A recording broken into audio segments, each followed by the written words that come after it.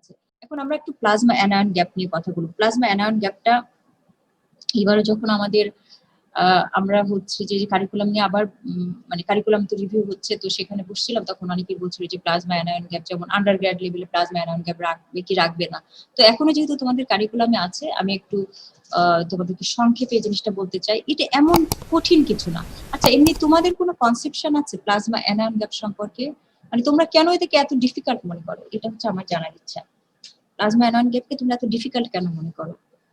মানে কোথায় বুঝতে তোমাদের সমস্যা, এটা বলো। প্লাজমা অ্যানায়ন গ্যাপ এমনি তোমরা এটা আমরা পড়েছি না আগে প্রথম দিকে এই কার্ডের?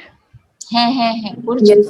তাহলে তোমরা এটা বুঝো না কেন, আমি এটা জানতে চাচ্ছি যে প্লাজমা অ্যানায়ন গ্যাপ নিয়ে কেন অন্য টিচাররা মানে এই জিনিসটা বলতেছে যে আন্ডার গ্রেড প্লাজমা অ্যানায়ন গ্যাপটা উঠায় দেওয়া উচিত, বিকজ স্টুডেন্টরা এটা বুঝে না। মানে কোথায় তোমরা বুঝো না, এটা আমি জানতে চাচ্ছিলাম। প্লাজমা অ্যানায়ন গ্যাপ বুঝো না কেন, সমস্যা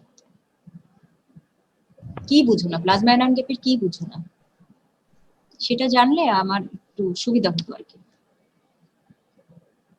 এমনি তোমাদের কনসেপশন কি প্লাজমা অ্যানায়ন গ্যাপ সম্পর্কে বলো একটু, একটু তাড়াতাড়ি করো, আমাকে ডাকতেছে। যেসব আয়ন হলো কিছু অ্যানায়ন থাকে যেগুলোকে মেজার করা হয় না, তার কারণে একটা আপাত দৃষ্টিতে মনে হয় যে একটা অ্যানায়ন গ্যাপ আছে, কিন্তু আসলে সেটা নাই। এটা একটা থিওরিটিক্যাল ব্যাপার। For example protein, anionic protein. Exactly আসলে কিন্তু কোনো রিয়েলি কোনো অ্যানায়ন গ্যাপ থাকে না। কারণ কি, এই সবসময় এটা মনে রাখবা, সাম মানে কি যোগফল, মানে তোমার ইসিএফ এ তোমার বডি কম্পার্টমেন্টে, এটা ইসিএফ এ হতে পারে আইসিএফ এ হতে পারে। তোমার আমরা তো প্লাজমা নিয়ে কথা বলছি, এই জন্য আমি ইসিএফ এর কথা বলছি, ঠিক আছে। তোমার যতগুলো ক্যাটায়ন থাকবে মানে যোগফল, ক্যাটায়নের যোগফল এবং অ্যানায়নের যোগফল সমান সমান হতে হবে। আমরা ওই যে পড়েছিলাম না যে ল অফ ইলেকট্রিক্যাল নিউট্রালিটি, তা না হলে তো তুমি law of electrical neutrality maintain করতে পারবা না। মানে তোমার body, your body compartment must be electrically neutral. এখন তুমি প্লাজমাকে যদি ইলেকট্রিক্যালি নিউট্রাল রাখতে চাও, তাহলে তোমার ওখানে যতগুলো ক্যাটায়ন আছে অ্যানায়ন সে ততগুলোই থাকতে হবে। এই জন্য রিয়েল মানে সত্যিকারের প্র্যাকটিক্যালি কিন্তু আসলে কোনো অ্যানায়ন গ্যাপ আমার বডিতে এক্সিস্ট করে না। এই পুরো জিনিসটাই হচ্ছে থিওরিটিক্যাল। কেন এটা হয় এইবার দেখো, খেয়াল করে দেখো, সোডিয়ামের কনসেন্ট্রেশন কত আর পটাশিয়ামের কনসেন্ট্রেশন কত বলো এবার ইসিএফ এ প্লাজমাতে। সোডিয়ামের কনসেন্ট্রেশন কত, পটাশিয়ামের কনসেন্ট্রেশন কত বলো একজন বলো। 135 to 145 milli equivalent per litre, আর পটাশিয়াম হচ্ছে 3.5 to 5 মিলি ইকুইভ্যালেন্ট বা মিলিমোল পার লিটার। আচ্ছা এক কথায় বলো, সোডিয়াম কত আর পটাশিয়াম কত, এভারেজটা বলো। সোডিয়াম 140 আর পটাশিয়াম 4 মিলি ইকুইভ্যালেন্ট পার লিটার। তাহলে এই দুইটা মিলে 144 হয়ে গেল না? 144 হয়ে গেল। এরা কি সোডিয়াম এবং পটাশিয়ামটা কি অ্যানায়ন না ক্যাটায়ন? ক্যাটায়ন। এই দুইটার যোগফল 144 হয়ে গেল, তাই তো। এরপরে আসো ক্লোরাইড কতটুকু, বাইকার্বনেট কতটুকু?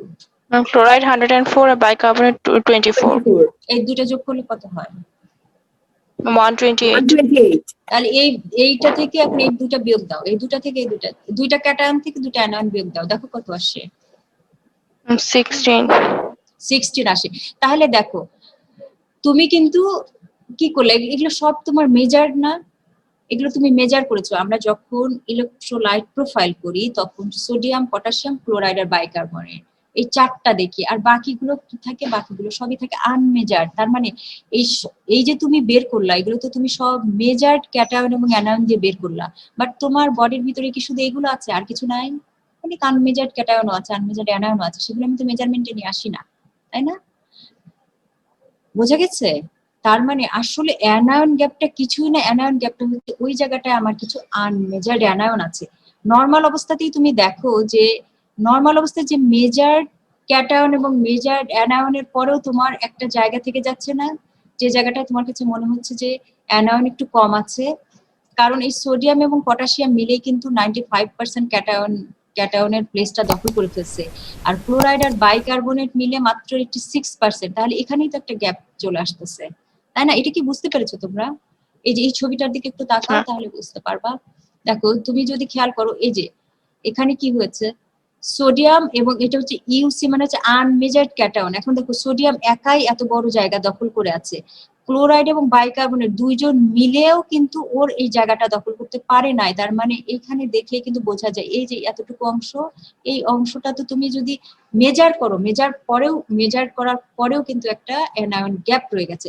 বাট এই জায়গাটাতে আসলে কোনো গ্যাপ নাই, তো এই জায়গাটা হচ্ছে আনমেজার্ড অ্যানায়ন এই জায়গাটা দখল করে আছে। বুঝতে পেরেছো এবার? এটা কি Yes, বোঝা ma'am. গেছে এখন? এইটাই আসলে, এই যে আমরা একটা গ্যাপ থেকে যায় মেজার্ড ক্যাটায়ন এবং অ্যানায়নের মাঝে যে একটা গ্যাপ থেকে যায়, এই জায়গাটা আসলে কে দখল করে আছে? এই জায়গাটা দখল করে আছে হচ্ছে আনমেজার্ড অ্যানায়ন। তাহলে আমরা কি বলতে পারি না যে অ্যানায়ন গ্যাপ আসলে কিছুই না, this is actually the measure of unmeasured anion. This is a part occupied by unmeasured anion. Anion gap is occupied by unmeasured anion. Unmeasured anion গুলো এই anion গ্যাপের পার্টটা দখল করে আছে। এই কথাটা বলা যায় কিনা? তোমরা এগ্রি করো কিনা?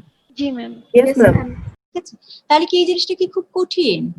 তার মানে এই জায়গাটা তো দখল করে, এই যে আমি যে বললাম যে সোডিয়াম এবং পটাশিয়াম যোগ করো আর ক্লোরাইড এবং বাইকার্বনেট যোগ করে বিয়োগ দিলে কিন্তু তোমরা 16 পেয়ে যাচ্ছ। তার মানে ওই 16টা কি আসলে ওই জায়গাটা কি ফাঁকা আছে? ফাঁকা তো নাই। ওই জায়গায় কি আছে? ওই জায়গায় আনমেজার্ড অ্যানায়ন গুলো আছে, তাই তো? এবং নর্মাল অবস্থায় সেটা এইটাই হচ্ছে নর্মাল অবস্থায় এই ভ্যালুটা। এবার দেখো কমন আনমেজার্ড ক্যাটায়ন কি কি আছে, যেমন এই যে ক্যালসিয়াম, ম্যাগনেসিয়াম, তারপরে যে গামা গ্লোবিউলিন, এগুলো কি আমরা মেজার করি না। কিন্তু আমরা যখন ইলেকট্রোলাইট প্রোফাইল করি তখন কিন্তু ক্যালসিয়াম ম্যাগনেসিয়ামকে ওইটার সাথে করি না, যোগ করি না, গামা গ্লোবিউলিন কিন্তু এটা তো আছে।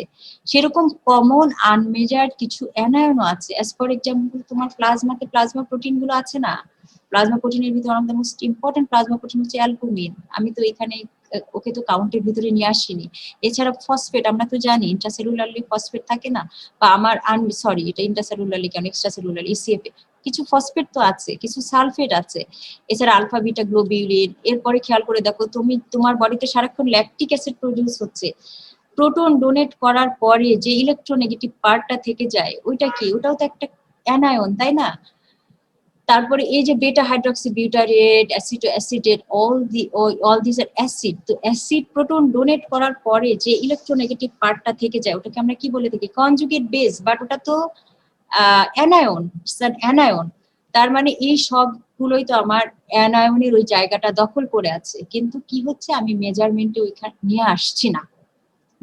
এই জন্য আমার কাছে মনে হয় যে প্লাজমাতে একটা অ্যানায়ন গ্যাপ আছে, বাট এটা থিওরিটিক্যাল, পুরোটাই হচ্ছে থিওরিটিক্যাল কনসেপ্ট। ওকে, এবং এটা একটা মানে ডায়াগনস্টিক পারপাসে আমরা ইউজ করে থাকি, এই জন্য তোমাদেরকে একটু জানতে হয়। এনিওয়ে, এটা নিয়ে আমরা তোমাদেরকে অত ঘাটাতে চাই না। কিছু কিছু ক্ষেত্রে আমার এই অ্যানায়ন গ্যাপটা অনেক বেড়ে যায়। কেন বেড়ে যায় আমি একটু পরে তোমাদেরকে এক্সপ্লেন করছি। এবং এই প্লাজমা অ্যানায়ন গ্যাপের উপরে ডিপেন্ড করে আমরা মেটাবলিক অ্যাসিডোসিসের কজগুলোকে ক্লাসিফাই করে থাকি বা ডিফারেন্সিয়েট করে থাকি, different type of metabolic acidosis. দেখো আমরা এই যে অ্যানায়ন গ্যাপ যখন প্র্যাকটিক্যালি যখন বের করি তখন কি দিয়ে বের করি? শুধুমাত্র সোডিয়াম, ওই যে তোমরা তো কি করলা, সমস্ত ক্যাটায়ন গুলোকে যোগ করলা আর অ্যানায়ন গুলোকে, মানে মেজার্ড ক্যাটায়ন গুলোকে যোগ করলা, মেজার্ড অ্যানায়ন গুলোকে যোগ করলা, করে ক্যাটায়ন থেকে অ্যানায়ন বিয়োগ করলা, তাই না? সোডিয়াম পটাশিয়াম এভাবে করলা না তোমরা? Yes, ma'am. হ্যাঁ, বাট প্র্যাকটিক্যালি দেখো আমরা কি করি। প্র্যাকটিক্যালি শুধুমাত্র সোডিয়াম থেকে ক্লোরাইড এবং বাইকার্বনেট বিয়োগ দিই।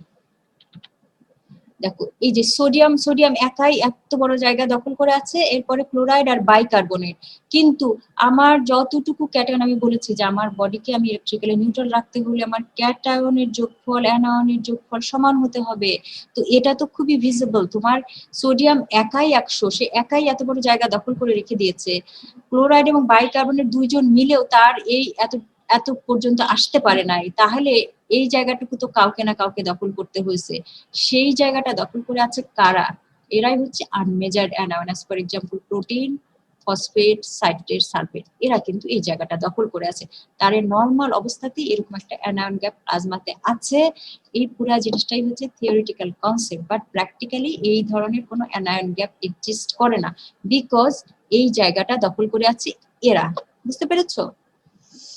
অ্যানায়ন গ্যাপ আমরা আচ্ছা, Yes, ma'am. পটাশিয়াম ওই যে নেগলিজেবল অ্যামাউন্ট বলে আমরা ওটাকে ইগনোর করতে পারি। তুমি নিতে পারো, পটাশিয়ামকে নিতে পারো, তুমি যদি চাও তুমি নিতে পারো পটাশিয়ামকে, কিন্তু আমরা মনে করি যে পটাশিয়ামের কনসেন্ট্রেশন এতই কম, মাত্র 4, তো 4 আর কি কন্ট্রিবিউট করবে, ওকে বাদ দিয়েই অ্যানায়ন গ্যাপ বের করা যায়। এই জন্য আমরা যখন প্র্যাকটিক্যালি অ্যানায়ন গ্যাপ বের করি তখন শুধু সোডিয়াম থেকে ক্লোরাইড এবং বাইকার্বনেট বিয়োগ দিয়ে আমরা এই অ্যানায়ন গ্যাপটা বের করি। এবং তুমি এই সোডিয়াম থেকে ক্লোরাইড এবং বাইকার্বনেট বিয়োগ দাও, দেখো কত বের হয়। এটাই হচ্ছে অ্যানায়ন গ্যাপ। এইটাই হচ্ছে আমার নরমাল অ্যানায়ন গ্যাপ, ঠিক আছে। এই যে 12, দেখো তুমি সোডিয়াম হচ্ছে 140 মিলি ইকুইভ্যালেন্ট বা মিলিমোল যেটাই বলো, মিলিমোল পার লিটার, ক্লোরাইড হচ্ছে 104, 24, এই দুটো যোগ করো আর এই সোডিয়াম থেকে বিয়োগ করো, তাহলে এই জায়গাটা একটা গ্যাপ তুমি পাবা, এইটার নামই হচ্ছে অ্যানায়ন গ্যাপ, ঠিক আছে। কিন্তু এই জায়গাটায় কিন্তু আসলে কোনো গ্যাপ নাই, এখানে কি আছে, মেইনলি আছে হচ্ছে অ্যালবুমিন, এছাড়াও এই যে সালফেট, ফসফেট এবং আদার অ্যানায়ন, আদার আনমেজার্ড অ্যানায়ন, বা তোমরা বলে দিও অ্যাজ এ হোল যে আনমেজার্ড অ্যানায়ন। তাহলে anion gap is practically constituted by unmeasured anion. আমি বলেছিলাম যে আমাদের এই অ্যানায়ন গ্যাপটা জানতে হয় কিসের জন্য, বিকজ আমরা অ্যানায়ন গ্যাপের উপরে ডিপেন্ড করে মেটাবলিক অ্যাসিডোসিসকে ক্লাসিফাই করতে পারি। There are 2 type of metabolic acidosis, high anion gap metabolic acidosis, আর একটা হচ্ছে লো অ্যানায়ন গ্যাপ বা নরমাল অ্যানায়ন, সরি লো না, normal anion gap metabolic acidosis. আমি এটা এক্সপ্লেন করে দিচ্ছি। আচ্ছা, খেয়াল করে দেখো, এটা হচ্ছে আমার নরমাল অ্যানায়ন গ্যাপ। ওকে, এই নরমাল অ্যানায়ন গ্যাপ মনে করো নরমাল অবস্থায় 12। High anion gap metabolic acidosis মানে কি, মানে হচ্ছে তোমার বডিতে মনে করো অ্যাসিড আছে, তোমার বডিতে অ্যাসিড প্রডিউস হয়েছে, তো যখনই তোমার অ্যাসিড থাকবে তোমার বডিতে, অ্যাসিড মানে কি, সে প্রোটন ডোনেট করতে পারবে। এই জিনিসটা একটু ভালো করে খেয়াল করো, প্রোটন ডোনেট করতে পারবে। প্রোটন ডোনেট করা মানে কি, একটা ফ্রি হাইড্রোজেন আসলো, সেই ফ্রি হাইড্রোজেনে সেই বাইকার্বনেটের সাথে যখনই লাগবে তখন সে বাইকার্বনেটটাকে তো ইউজড আপ করে ফেললো, তাই না, bicarbonate will be converted into carbonic acid, তাহলে তো বাইকার্বনেটের কনসেন্ট্রেশন একটু করে কমতে থাকলো না, দেখো কমতে থাকলো। এখানে বাইকার্বনেটের কনসেন্ট্রেশন নরমাল অবস্থায় এতটুকু ছিল, এখানে যখনই তুমি এক্সট্রা অ্যাসিড অ্যাড করলা, সেই প্রোটন গুলো এসে বাইকার্বনেটের সাথে কম্বাইন হয়ে এই বাইকার্বনেটের কনসেন্ট্রেশন কমায় দিল। অন দ্য আদার হ্যান্ড চিন্তা করো, এই যে দেখো অ্যানায়ন গ্যাপ এখানে ছিল যে কম, যেটা এটা কিন্তু আস্তে আস্তে বাড়তে থাকলো। কেন বাড়তে থাকলো, প্রত্যেকটা অ্যাসিডের সাথেই তো একটা করে ইলেকট্রোনেগেটিভ পার্ট থাকবে, একটা করে অ্যাসিড প্রোটন ডোনেট করার পরে যে ইলেকট্রোনেগেটিভ পার্ট থাকে সেটাকেই কিন্তু আমরা বলে থাকি কনজুগেট বেস। তাহলে সেই কনজুগেট বেসটা তো এই জায়গাটায় অ্যাড হচ্ছে, তাই না, এই জায়গাটায় যখনই সেই কনজুগেট বেসটা অ্যাড হতে থাকবে তখন আস্তে আস্তে এই অ্যানায়ন গ্যাপটা বাড়তে থাকবে। বুঝতে পেরেছো, বুঝতে পেরেছো, এটা কি বুঝতে পেরেছো কিনা? কারণ হচ্ছে কি, আমার তো এই জায়গাটুকু সমান সমান থাকতে হবে, মানে সাম অফ ক্যাটায়ন সমান সমান সাম অফ অ্যানায়ন হতে হবে। তাহলে তোমার সাম অফ অ্যানায়ন মানে আমি শুধু সোডিয়াম, আর এখানে বাইকার্বনেট এবং ক্লোরাইড, তুমি বাইকার্বনেটকে কমায় দিয়েছো, কিন্তু তার পরিবর্তে কি হয়েছে, এই যে আনমেজার্ড অ্যানায়নটা বেড়ে গেছে, সেই আনমেজার্ড অ্যানায়ন, এই আনমেজার্ড অ্যানায়ন, এই যে অ্যানায়ন গ্যাপের এই জায়গাটা কিন্তু আনমেজার্ড অ্যানায়ন তখন দখল করে ফেললো, দখল করে ফেলে কিন্তু এখানে কিন্তু অ্যানায়ন আছে, দেখো দুইটার সমান সমান, এই যে এই লেন্থটা দুইটার সমান সমান, এই পাশ থেকে এই পাশ থেকে যদি তুমি কাউন্ট করো দুইটার লেন্থ সমান সমান। আমার উদ্দেশ্য হচ্ছে যে টোটাল ক্যাটায়ন সমান সমান টোটাল অ্যানায়ন হতে হবে। ঘটনা তো তাই ঘটেছে, 140 এখানেও তুমি যোগ করে 140 পাবা, কিন্তু এই অংশটা কি, এই অংশটা তো তুমি নিয়ে আসতেছো না, এটা তো আনমেজার, তুমি মেজার করছো না, এই জন্য তোমার কাছে মনে হচ্ছে অ্যানায়ন গ্যাপ বেড়ে গেছে, বাট অ্যানায়ন গ্যাপ বাড়ে নাই। ওই জায়গাটায় কি আছে, ওই জায়গাটায় হচ্ছে ওই অ্যাসিডের ইলেকট্রোনেগেটিভ পার্টটা আছে, যেটা হচ্ছে আনমেজার্ড অ্যানায়ন। বোঝা গেছে কি? Yes, ma'am. এই ma'am. কারণে এই অ্যানায়ন গ্যাপটা বেড়ে যায়। এখন দেখো normal anion gap metabolic acidosis, normal anion gap metabolic অ্যাসিডোসিসের ঘটনাটা কি ঘটে, মনে করো তোমার বডি থেকে বাইকার্বনেট লস্ট হয়েছে, অ্যাজ ফর এক্সাম্পল ডায়রিয়ার সময়, মানে ডায়রিয়া বা তোমার ইনটেস্টাইন থেকে যদি কোনো কন্টেন্ট লস হয় তাহলে তখন বাইকার্বনেটের পরিমাণ বেশি লস হয়। যখনই শুধু বাইকার্বনেট লস হয়ে যাবে, যদি অ্যাসিডের ব্যাপারটা ডিফারেন্ট, অ্যাসিডের সময় কি হয়, একটা করে প্রোটন ডোনেট করে, তার সাথে একটা ইলেকট্রোনেগেটিভ পার্ট এসে এই জায়গাটায় যোগ হতে থাকে, আর সেই কারণে হচ্ছে যে তোমার কি ওই প্রোটনটা এসে এর কনসেন্ট্রেশনটা কমাই দিচ্ছে, বাইকার্বনেটের কনসেন্ট্রেশন কমাই দিচ্ছে। আর এখানে চিন্তা করে দেখো, এখানে শুধুমাত্র বাইকার্বনেট শুধু শুধু কমে গেছে, এখানে কোনো অ্যাসিড কিন্তু অ্যাড হওয়ার জন্য কমে নাই। বাইকার্বনেট সাডেন তোমার লস হয়ে গেছে। তাহলে যখনই বাইকার্বনেটটা লস হয়ে যায় তখনই ক্লোরাইডের পরিমাণ বেড়ে যায়, বেড়ে এই যে এই পার্টটা দখল করে নেয়। কারণ ওই যে তোমার ইলেকট্রিক্যাল নিউট্রালিটি মেনটেন করতে হবে। তোমাদের ওই যে ক্লোরাইড শিফটের কথা মনে আছে, যখন আরবিসি তে কার্বনিক অ্যাসিড তৈরি হয়ে বাইকার্বনেট আর ডিসোসিয়েট হয়ে বাইকার্বনেট আর হাইড্রোজেন আয়ন হয়ে যায়, বাইকার্বনেট যখন বের হয়ে প্লাজমাতে চলে আসে তখন কি করে, ক্লোরাইড শিফট হয়ে চলে যায় না আরবিসির ভিতরে ওই জায়গাটা দখল ma'am. করার জন্য। Yes, ma'am. এইখানে ঘটনাটা এক্স্যাক্টলি সেটাই ঘটে, তোমার বাইকার্বনেট লস হয়ে গেছে, এই জায়গাটা তো ফিল করতে হবে, তখন বেশি বেশি বডি বেশি বেশি ক্লোরাইড জেনারেট করে এই জায়গাটা ক্লোরাইড এসে ফিল করে ফেলে। এই জন্যে তুমি যখন ল্যাবে হচ্ছে যে পরীক্ষাটা করবা, ল্যাবে পরীক্ষা করলে তো আমরা তো এই দুইটার যোগফল দেখবো, আমি তো এটাকে আর এটাকে তখন একসাথে করে দেখবো, মানে বাইকার্বনেটের কনসেন্ট্রেশন কমে গেছে ঠিকই কিন্তু ক্লোরাইডের কনসেন্ট্রেশন তো বেড়ে গেছে, আমি সোডিয়াম থেকে বিয়োগ করে দিব বাইকার্বনেট এবং ক্লোরাইড যোগ করে ওর যোগফল যা হলো সেইটা বিয়োগ করব। যখনই আমি এটা বিয়োগ করলাম, বিয়োগ করে দেখলাম যে আমার অ্যানায়ন গ্যাপটা নরমাল আছে, এই জন্য এটাকে বলা হয় normal anion gap metabolic acidosis. এই জিনিসটা বুঝতে পেরেছো কিনা, যে যদি শুধু বাইকার্বনেট লস হয় তাহলে তখন ওই জায়গাটা ফিল করার জন্য ক্লোরাইড চলে আসে, এই কারণে অ্যানায়ন গ্যাপের কোনো চেঞ্জ হয় না, অ্যানায়ন গ্যাপ নরমাল থাকে, এই জন্য normal anion gap metabolic acidosis. কিন্তু তোমার বডিতে যদি আনওয়ান্টেড বা এক্সেসিভ অ্যামাউন্ট অ্যাসিডের জন্য এই অ্যানায়ন গ্যাপটা তৈরি হয়, তখন তোমার মনে রাখতে হবে তোমার দুইটা কম্পোনেন্ট প্রডিউস হচ্ছে, একটা হচ্ছে প্রোটন আর একটা ইলেকট্রোনেগেটিভ পার্ট। সেই প্রোটনটাকে নিউট্রালাইজ করার জন্য তোমার বাইকার্বনেট কনসেন্ট্রেশন কমে গেছে, বাট ওই ইলেকট্রোনেগেটিভ পার্টটা যে কোথায় জমা হচ্ছে, এই যে আনমেজার্ড অ্যানায়ন পার্টে জমা হচ্ছে, যে কারণে তোমার এই অ্যানায়ন গ্যাপটা অনেক বেড়ে যায়। আশা করি তোমরা বুঝতে পারছো, এইখান পরের ইয়েতে আমি আর একটু এক্সপ্লেন করে দিচ্ছি। এখন মেটাবলিক দেখো কোথায় কোথায় এটা হয়, bicarbonate loss due to diarrhoea অথবা আরো যে কোনো কারণে হোক, আমি বললাম বাইকার্বনেট। আর একটা হচ্ছে রেনাল টিবিউলার অ্যাসিডোসিস, আমি কতদিন বলেছিলাম যে রেনাল টিবিউলার অ্যাসিডোসিসে কি হয়, রেনাল টিবিউলার অ্যাসিডোসিসেও কিন্তু একই ঘটনা ঘটে, বাইকার্বনেট লস হয়ে যায়। কারণ তুমি একটা করে প্রোটন যদি না বের করতে পারো তাহলে তোমার বাইকার্বনেট রিঅ্যাবজর্পশন হবে না। তাহলে এই রেনাল টিবিউলার অ্যাসিডোসিস এই ঘটনায় ঘটে যে সে যেহেতু প্রোটন সিক্রেশন করতে পারে না, বাইকার্বনেট রিঅ্যাবজর্পশন হতে পারে না, তার মানেও তো বাইকার্বনেট কিন্তু লস হয়ে যায়। যেহেতু বাইকার্বনেটটা কমে যায়, তোমার বডি তখন বেশি বেশি করে ক্লোরাইড জেনারেট করে ওই জায়গাটা ফিল করে দেয়। এই জন্য তোমার দেখে মনে হবে যে নরমাল অ্যানায়ন গ্যাপ, বাট এখানেও কিন্তু তোমার অ্যাসিডোসিস হয়েছে। অ্যাসিডোসিস হয়েছে কারণ কি, কারণ তো তোমার বাইকার্বনেটের কনসেন্ট্রেশন কমে গেছে, সেটা যে কারণেই কমুক না কেন, বাইকার্বনেট কনসেন্ট্রেশন কমে গেলেই তো তাকে আমরা বলবো মেটাবলিক অ্যাসিডোসিস, তাই তো?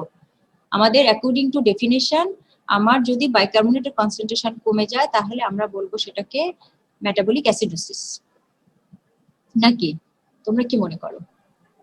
আর Yes, ma'am. কোথায় কোথায় বেড়ে যাবো, দেখো ইলেভেটেড বা ma'am. High anion gap metabolic acidosis কখন হবে, যদি কিটো অ্যাসিডোসিস হয়, ল্যাকটিক অ্যাসিডোসিস হয়, ড্রাগ অথবা টক্সিন এবং ইউরেমিয়া মানে রেনাল ফেলিওর। রেনাল ফেলিওর হলে তো তোমার বডি কি করতে পারছে না, তোমার বডির যে অ্যাসিড গুলো বের করে দেওয়ার কথা ছিল সেই অ্যাসিড গুলো বের করে দিতে পারছে না।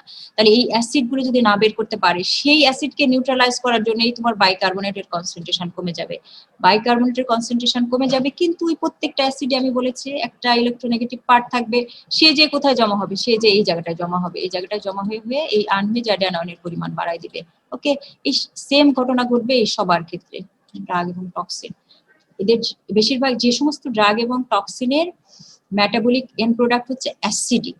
ওকে, বুঝতে পেরেছো আশা করি, না করলে তোমরা প্রশ্ন করতে পারো। দেখো এই কারণে এই অ্যানায়ন গ্যাপটা অনেক বেড়ে যায়, বিকজ এখানে বাইকার্বনেটের কনসেন্ট্রেশন কমায় দিল কিসের জন্য, ওই যে প্রোটন যে এটার সাথে কম্বাইন হয়ে হয়ে এটাকে কমায় দিচ্ছে, বাট ওই যে ইলেকট্রোনেগেটিভ পার্টটা এখানে জমা হচ্ছে, জমা হয়ে এই জায়গাটা অনেক বড় করে দিল। দেখো বোঝা গেছে? Yes, ma'am. না না, ড্রাগস গুলোর নাম জানতে হবে না, কিছু করতে হবে না, শুধু তোমরা এই বেসিক কনসেপ্টটুকু জানলেই হবে। এগুলো তোমরা ফার্মাকোলজিতে পড়বা, কোন কোন ড্রাগ হচ্ছে যে তাদের মেটাবলিক এন্ড প্রোডাক্ট হচ্ছে অ্যাসিডিক, কোনগুলোর মেটাবলিক এন্ড প্রোডাক্ট হচ্ছে অ্যালকালাইন। নাহলে থার্ড ইয়ারে যে কি পড়বা, থার্ড ইয়ারে ফোর্থ ইয়ারে যে কি করবা? কিছু কিছু তো তোমাদের এখানে সব পড়ে যাবা, এখান থেকে শুধু তুমি বেসিক মেকানিজমটা জেনে যাও। ওকে, এখানে আমি আরো একবার দেখানোর চেষ্টা করেছি। দেখো সোডিয়াম ক্লোরাইড এবং বাইকার্বনেট, এটা হচ্ছে যে আনমেজার্ড, এটা হচ্ছে যে তার এই দুটো মিলেও কিন্তু এসে এটা কমপ্লিট হয় না বলে এই জায়গায় একটা অ্যানায়ন গ্যাপ থাকে। এখন হাই অ্যানায়ন গ্যাপ কেন হয় আমি এটা দেখানোর জন্য, মনে করুন তোমার বডিতে অ্যাবনর্মাল অ্যাসিড আছে। অ্যাসিডের তো দুইটা পার্ট, এই যে একটা হচ্ছে প্রোটন আর একটা হচ্ছে অ্যানায়ন। এই অ্যানায়নটা ওরা দুইবার এটা হচ্ছে ইন্টারনেট থেকে নিয়েছি, তো এটা আসলে একটা নেগেটিভ হবে। অ্যানায়ন মানেই হচ্ছে কি তার তো সে তো একটা নেগেটিভলি, প্রত্যেকটা অ্যাসিডের দুইটা পার্ট থাকে, একটা পজিটিভ পার্ট সেটা হচ্ছে এই হাইড্রোজেন, আর একটা হচ্ছে ইলেকট্রোনেগেটিভ পার্ট। সেই ইলেকট্রোনেগেটিভ পার্টটা কিন্তু এই জায়গাটা এসে এসে জমা হবে। খেয়াল করে দেখো যে তোমার বডিতে অনেক অ্যাবনর্মাল অ্যাসিড আছে, তাহলে সে কি করলো, প্রোটন ডোনেট করলো, সেই প্রোটন গুলো এসে এসে এই বাইকার্বনেটের সাথে লাগলো, লেগে লেগে বাইকার্বনেটের কনসেন্ট্রেশন এখানে কমায় দিচ্ছে। অন দা আদার হ্যান্ড যে সে কি করতেছে, তার যে এই যে ইলেকট্রোনেগেটিভ পার্ট সেটা কিন্তু এই যে এই জায়গাটা এসে এসে জমা হচ্ছে, আনমেজার্ড অ্যানায়ন পার্ট এসে জমা হচ্ছে। তার ফলশ্রুতিতে আলটিমেটলি যে এটা কি হয়ে গেল, এই অ্যানায়ন গ্যাপটা দেখো অনেক বেড়ে গেল। এই যে elevated anion gap metabolic acidosis. পরে তোমরা আমি তো এইগুলো সব তোমাদেরকে দিয়ে দিব, তোমরা আরেকবার নিজেরাও দেখে নিও, তাহলে তোমাদের কাছে আরো ক্লিয়ার হয়ে যাবে। High anion gap metabolic acidosis কেন হয় আমি আরো একবার এটা করেছি, এক্সপ্লেন করেছি। এখানে বাইকার্বনেটের কনসেন্ট্রেশন কমে যায় এই যে ফ্রি হাইড্রোজেনকে বাফারিং করার জন্য। আর এই আনমেজার্ড অ্যানায়নটা কেন বেড়ে যায়, বিকজ এই যে electronegative part of the acid যেটা আলটিমেটলি কোথায় যে জমা হয়, ওই যে আনমেজার্ড অ্যানায়ন পার্টে যে জমা হয় হয়ে ওইটাকে বাড়ায় দেয়। এইগুলো হচ্ছে কারণ chronic renal failure, lactic acidosis, poisoning এর ক্ষেত্রে সাধারণত দেখা যায় যে পয়জন গুলোর মেটাবলিক এন্ড প্রোডাক্ট গুলো সবসময় অ্যাসিডিক ইন নেচার হয়। অ্যাসিডিক ইন নেচার হওয়া মানে সে একটা প্রোটন ডোনেট করবে, ইন অ্যাডিশন তার একটা ইলেকট্রোনেগেটিভ পার্ট থাকবে। তোমরা কি অ্যানায়ন গ্যাপটা বুঝতে পেরেছো? Yes, ma'am. আর জি, ma'am. Normal anion gap metabolic অ্যাসিডোসিসে কি ঘটনা ঘটে, এইটার আরেকটা নাম হচ্ছে হাইপারক্লোরেমিক অ্যাসিডোসিস। কারণ এখানে এই যে রিডিউসড হয়ে গেল যে বাইকার্বনেটের কনসেন্ট্রেশন, যেটা জাস্ট তুমি বাইকার্বনেটটাকে বের করে দিয়েছো, তাহলে কি হবে, ওইটা ব্যালেন্স করার জন্য এই ক্লোরাইড আগায় আসবে, ওর কনসেন্ট্রেশনটা বেড়ে যাবে। ইনক্রিজ ক্লোরাইড কনসেন্ট্রেশন দুইবার লিখে ফেলেছি, এটা ভুল হয়েছে। আচ্ছা, কোথায় কোথায় দেখা যায় সাধারণত, এই যে ক্রনিক ডায়রিয়া, তারপরে যে ইন্টেস্টিনাল ফিস্চুলা হলে তো তোমার এই বাইকার্বনেট লস হয়ে যায়। আর রেনাল টিবিউলার অ্যাসিডোসিস যেটা হয় যে রেনাল টিবিউলার সেলগুলো হাইড্রোজেন আয়ন সিক্রেট করতে পারে না, এক্সক্রিট হবে না, আসলে সিক্রেট করতে পারে না। আর যদি এটা না সিক্রেট করতে পারে তাহলে bicarbonate will not reabsorb, bicarbonate তো রিঅ্যাবজর্পশন হবে না। তার মানে তো তুমি এখানে তুমি ইন্টেস্টাইনের মাধ্যমে বাইকার্বনেট লস করলা, এখানে তুমি কিডনির মাধ্যমে বাইকার্বনেট লস করলা। যেভাবেই হোক তুমি তোমার বডি থেকে বাইকার্বনেটকে লস করেছো। বাইকার্বনেটকে যখন লস করবা তখন কি, বাইকার্বনেটের কনসেন্ট্রেশন কমে যাওয়া মানে কি, তোমার পিএইচ কমে যাওয়া, কারণ এটা ডিরেক্টলি প্রপোর্শনাল। পিএইচ কমে যাওয়া মানে হচ্ছে অ্যাসিডোসিস। কিসের জন্য প্রবলেমটা হয়েছে, প্রাইমারি ডিফেক্ট কি, প্রাইমারি ডিফেক্ট হচ্ছে ডিউ টু বাইকার্বনেট কনসেন্ট্রেশন কমে গেছে, তাহলে এটা অবশ্যই মেটাবলিক অ্যাসিডোসিস। বাট এইখানে মেটাবলিক অ্যাসিডোসিসে কি ঘটনাটা ঘটছে, শুধুমাত্র বাইকার্বনেট কমে গেছে, এইটাকে কম্পেনসেট করার জন্য কে আগায় আসবে, ওর আরেকটা যে কাউন্টার পার্ট যে ছিল সে ক্লোরাইড যেহেতু ইলেকট্রোনেগেটিভ, ও আগায় আসবে, ও তখন বেড়ে যাবে, বেড়ে এটা কম্পেনসেট করার চেষ্টা করবে। কারণ আমার বডিকে কি রাখতে হবে, ইলেকট্রিক্যালি নিউট্রাল রাখতে হবে, বুঝতে পেরেছো? কিন্তু যদি তুমি একটা অ্যাসিড অ্যাড করতা তাহলে কি হতো, সে দুইটা জিনিস এখানে যোগ করতো, একটা প্রোটন যোগ করতো আর একটা হচ্ছে ইলেকট্রোনেগেটিভ পার্ট যোগ করতো। প্রোটনটা যে বাইকার্বনেটের সাথে কম্বাইন হয়ে বাইকার্বনেটের কনসেন্ট্রেশন কমায় দিত, but on the other hand কি করতো, আনমেজার্ড অ্যানায়নের পরিমাণ আবার বাড়ায় দিত। এই কারণে যদি কোনো অ্যাসিড তোমার বডিতে অ্যাড হয় তখন হাই অ্যানায়ন গ্যাপ হয়ে যায়, অ্যানায়ন গ্যাপটা তখন বেড়ে যায়। ওকে, বেজ এক্সেস একটা জিনিস আছে, আমরা তো জানি যে আমার বেজ অ্যালকালি রিজার্ভ বা বেজ বলতে আমরা কিন্তু বাইকার্বনেটকে ধরে নিব। ওকে, কারণ আমার বডিতে বাইকার্বনেট যে আমরা করে আসছি, বাইকার্বনেট হচ্ছে 20:1 এই রেশিওতে রাখতে হয়। তার মানে আমার অ্যাসিডের চেয়ে বাইকার্বনেটের কনসেন্ট্রেশনটাকে 20 টাইমস বেশি রাখতে হয়। এই যে 20 টাইমস বেশি রাখলাম, এটাই হচ্ছে আমার অ্যালকালি রিজার্ভ বা বেজ রিজার্ভ, যেটাই বলো না কেন। এখন বেজ এক্সেস এইটার কনসেপশনটা আর কিছুই না, এটা দিয়ে আসলে আমরা এই এটা ইটস ল্যাব টুলস, এটা দিয়ে আমরা আসলে এই অ্যাসিড বেস স্ট্যাটাস, একটা ইন্ডিভিজুয়ালের অ্যাসিড বেস স্ট্যাটাসটা ইভালুয়েট করি। তো দেখো এইটা আসলে কি, যে প্রেজেন্ট মানে তুমি ল্যাব টেস্ট করার পরে যে বাইকার্বনেটের যে রেজাল্টটা তুমি হাতে পেলা সেইটা কত, আর তোমার স্ট্যান্ডার্ড বাইকার্বনেট কনসেন্ট্রেশন বডিতে কত, এই দুটোর মানে তোমার প্রেজেন্ট বাইকার্বনেট থেকে তোমার স্ট্যান্ডার্ড বাইকার্বনেট বিয়োগ দাও, দিলে তুমি যেটা পাবা সেটাই হচ্ছে base excess. It could be positive, it could be negative. এখন দেখো পজিটিভ যদি হয় তাহলে তো বুঝতেই পারতেছো, তার মানে বাইকার্বনেট এ নর্মাল হচ্ছে যে +-2, +-2 হচ্ছে নর্মাল ভ্যালু। পজিটিভ ইন্ডিকেট কি করে, যে এটা হাই বা মানে ইসের পরিমাণ বেশি আছে, আর নেগেটিভ ইন্ডিকেট করে যে তোমার বাইকার্বনেটের কনসেন্ট্রেশন লো আছে। এখন পজিটিভ যদি হয় তাহলে সেটা দিয়ে তুমি কি বুঝবা বলো, এই জিনিসটা একটু নিয়ে আসি তাহলে তোমাদের বুঝতে সুবিধা হবে।